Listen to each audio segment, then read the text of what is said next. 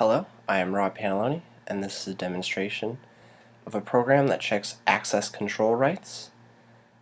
It was made in CS 526, Information Security, part of the course project. So here we have a matrix of objects and subjects, and each subject has a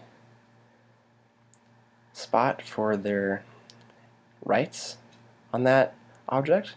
So there's read, write, execute, grant read, grant write, grant execute, which are denoted by R, W, X, GR, GW, and GX. E just means that it's empty.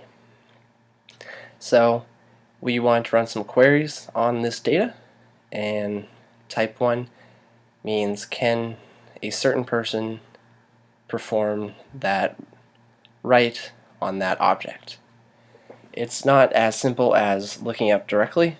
So for type 1, Alice, can she read program 1? We go to Alice, program 1. Can she read it? She cannot.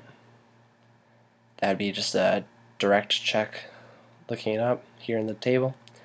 However, with executes, when an object also appears as a subject, then we can have these weird chains where people can do things they can't do directly. In type 2, there's an example of that.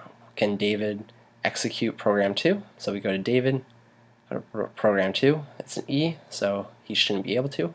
However, he can execute program 1, and program 1 can execute program 2. So he technically can, and that is denoted in our output. And this is which was created by the program I made. And then type 2 queries denote what's the minimum number of changes that we can make to the table to prevent such chains from forming or direct lookups from forming.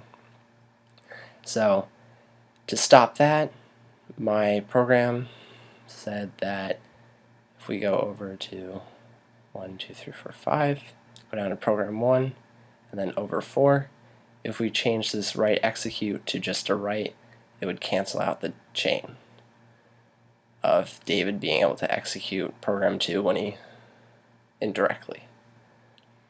So that's what the program does. On the actual file that it was tested on was a 50 by 50 grid, which is here. So there's 50 of them.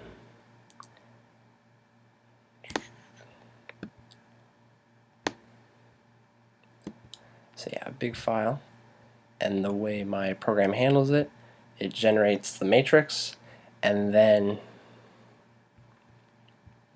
so it kind of generates an object for this matrix, and then each spot in the table is a write object, and that write object stores booleans for if you can read, write, execute, grant read, grant write, grant execute in that spot. It also has a chain object, which kind of creates a link of access controls to indirectly get that access.